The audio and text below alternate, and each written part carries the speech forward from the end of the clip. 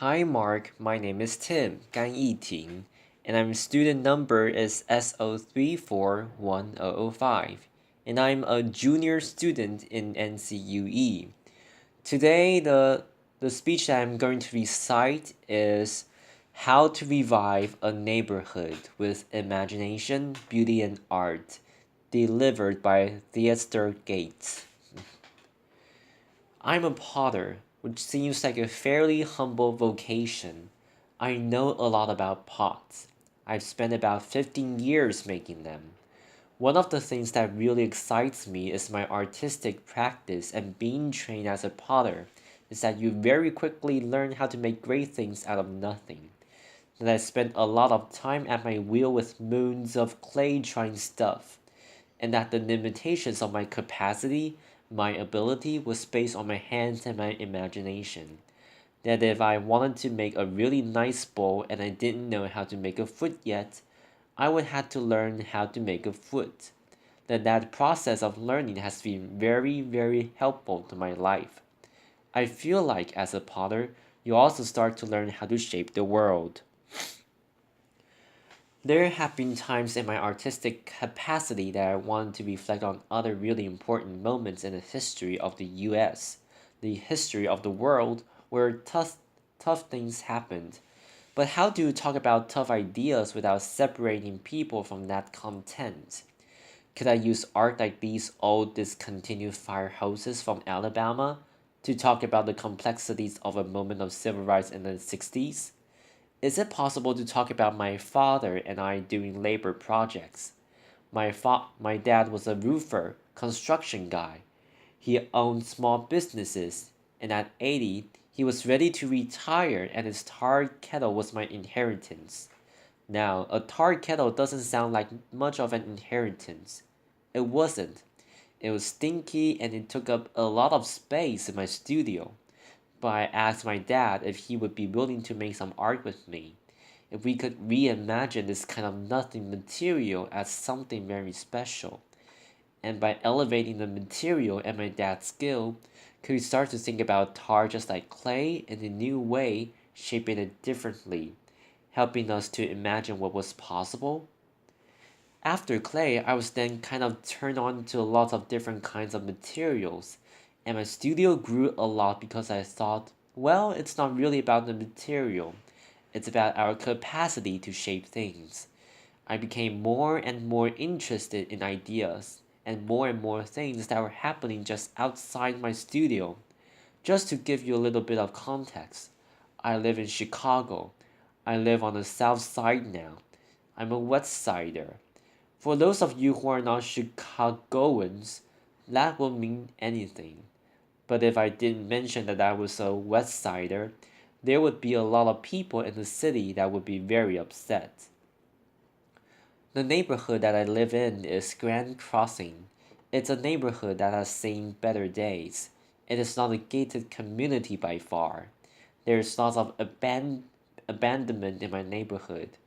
And while I was kind of busy making pots and busy making art and having a good art career, there was all of this stuff that was happening just outside my studio. All of us know about failing housing markets and the challenges of blight, and I feel like we talk about it with some of our cities more than others. But I think a lot of our US cities and beyond have the challenge of blight, abandoned buildings that people no longer know what to do anything with. And so I thought, is there a way that I could start to think about these buildings as an extension or an expansion of my artistic practice? And that if I was thinking along with other creatives, architects, engineers, real estate finance people, that us together might be able to kind of think in more complicated ways about the reshaping of cities. And so I bought a building. The building was really affordable. We tricked it out. We made it as beautiful as we could to try to just get some activity happening on my block. Once I bought the building for about $18,000. I didn't have any money left, so I started sweeping the building as a kind of performance. This is performance art, and people would come over and I would start sweeping. Because the broom was free and sweeping was free. It worked out. Laughter. But we would use the building then to stage exhibitions, small dinners, and we found that that building on my blog, Dorchester, we now refer to the blog as Dorchester Projects, that in a way that building became a kind of gathering site for lots of different kinds of activity. We turned the building into what we call now the Archive House. The Archive House would do all of these amazing things. Very significant people in the city and beyond would find themselves in the middle of the hood. And that's when I felt like maybe there was a relationship between my history with clay and this new thing that was starting to develop, that we were slowly starting to reshape how people imagine the south side of the city. One house turned into a few houses, and we always try to suggest that not only is creating a beautiful vessel important, but the contents of what happens in those buildings is also very important. So we were not only thinking about development, but we were thinking about the program, thinking about the kind of connections that could happen between one house and another, between one neighbor and another. This building became what we call the listening house, and it has a collection of discarded books from the Johnson Publishing Corporation and other books from the old bookstore that was going out of business. I was actually just wanting to activate these buildings as much as I could with whatever and whoever would join me. In Chicago, there's amazing building stock. This building, which had been a former crack house on the block, and when the building became abandoned, it became a great opportunity to really imagine what else could happen there. So this space we converted into what we call Black Cinema House.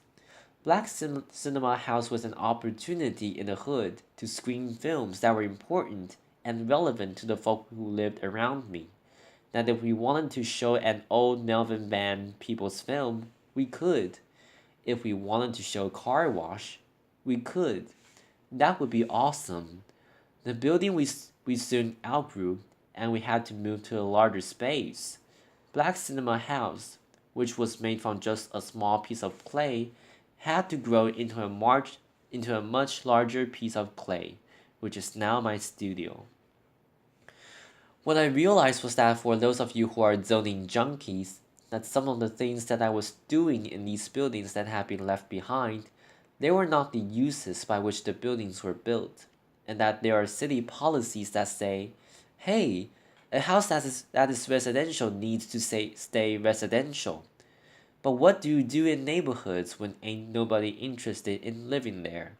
That the people who have the means to leave have already left? What do we do with these abandoned buildings? And so, I was trying to wake them up using culture. We found that that was so exciting for folk, and people were so responsive to the work that we had to then find bigger buildings. By the time we found bigger buildings, there was in part the resources necessary to think about those things. In this bank that we call the Arts Bank, it was in pretty bad shape. There was about 6 feet of standing water. It was a difficult project to finance because banks weren't interested in the neighborhood, because people weren't interested in the neighborhood, because nothing had happened there. It was dirt. It was nothing. It was nowhere. And so we just started imagining what else could happen in this building. Applause.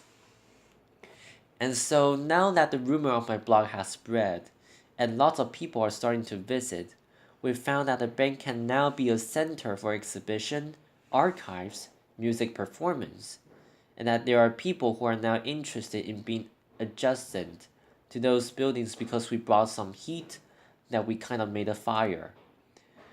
One of the archives that we'll have there is this Johnson Publishing Corporation. We've also started to build memorabilia from American history, from people who live or have lived in that neighborhood. Some of these images are degraded images of black people, kind of histories of very challenging content. And we're better than the neighborhood with young people who are constantly asking themselves about their identity to talk about some of the complexities of race and class. In some ways, the bank represents a hub, that we're trying to create a pretty hardcore node of cultural activity.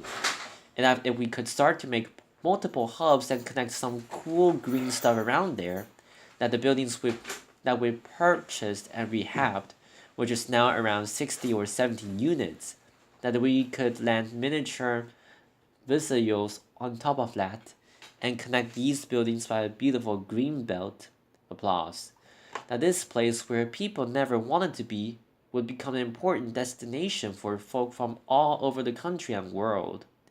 In some ways, it feels very much like I'm a potter, that we tackle the things that are at our wheel. We try with the skill that we have to think about this next bowl that I want to make. And it went from bowl to a singular house to a block to a neighborhood to a cultural district to thinking about the city. And at every point, there were things that I didn't know that I had to learn. I've never learned so much about zoning law in my life. I never thought I'd have to, but as a result of that, I'm finding that there's not just room for my own artistic practice, there's room for a lot of other artistic practices. So people started asking us, well, Theaster, how are you going to go to scale? And what's your sustainability plan? Laughter, applause. And what I found was that I couldn't export myself. That what seems necessary in cities like Akron, Ohio, and Detroit, Michigan, and Gary, Indiana, is that there are people in those places who already believe in those places that are already dying to make those places beautiful, and that often those people who are passionate about a place are disconnected from the resources necessary to make cool things happen, or disconnected from a contingency of people that can help make things happen. So now, we're starting to give advice around the country on how to start with what you got, how to start with the things that are in front of you, how to make something out of nothing, how to reshape your world at the wheel or at your block or at the scale of the city. Thank you so much. Applause. June Cohen. Thank you. So I think many people watching this will be asking themselves the question you just raised at the end. How can I do this in their own city? You can't export yourself. Give us a few pages out of your playbook about what someone who is inspired about the city can do to take on a project like yours. Theaster Gates. One of the things I found that's really important is giving thought to not just the kind of individual project like an old house, but what's the relationship between an old house, a local school, a small bodega, and is there some kind of synergy between these things? Can you get those talk? Can you get those folk talking? I've found that in cases where neighborhoods have failed, they still often have a pulse. How do you identify the pulse in that place, the passionate people, and then how do you get folk who have been fighting, stalking for 20 years, re-energized about the place that they live? And so someone has to do that work. If I were a traditional developer, I would be talking about buildings alone and then putting a for lease sign in a window. I think that you actually have to create more than that. That there is a way in which you have to be mindful about. What are the businesses that I want to grow here? And then, are there people who live in this place who want to grow those businesses with me? Because I think it's not just a cultural space or housing, there has to be the recreation of an economic core. So thinking about those things together feels right. JC. It's hard to get people to create the spark again when people have been slogging for 20 years. Are there any methods you've found that have helped break through? TG. Yeah, I think that now there are lots of examples of folk who are doing amazing work. But those methods are sometimes like when the media is constantly saying that only violent things happen in a place, then based on the skill set and a particular context, what are the things that you can do in your neighborhood to kind of fight some of that? So I found that if you're a theater person, you have outdoor street theater festivals. In some cases, we don't have the resources in certain neighborhoods to do things that are a certain kind of splashy. But if we can then find ways of making sure that people who are local to a place, plus people who could be supportive of the things that are happening locally, when those people get together, I think really amazing things can happen. JC. So interesting. And how can you make sure that the projects you're creating are actually for the disadvantages and not just for the sort of vegetarian indie movie crowd that might move in to take advantage of them? DG. Right on. So I think this is where it starts to get into the thick weeds. JC. Let's go there. TG. Right now, Grand Crossing is 99% black, or at least living. And we know that people who owns property in the place is different from who walks the streets every day. So it's reasonable to say that Grand Crossing is already in the process of being something different than it is today. But are there ways to think about housing trust or land trust or mission-based development that starts to protect some of the big space that happens?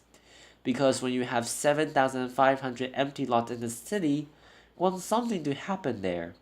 But you need entities that are not just interested in the development piece, but entities that are interested in the stabilization piece. And I feel like often the developer piece is really motivated, but the other work of a kind of neighborhood's consciousness, that part doesn't live anymore. So how do you start to grow up important watchdogs that ensure that the resources that are made available to new folk that are coming in are also distributed to folk who have lived in the place for a long time? JC. That makes so much sense. One more question. You make such a compelling case for beauty and the importance of beauty and the arts. There would be others who would argue that funds would be better spent on basic services for the disadvantages. How do you combat that viewpoint or come against it?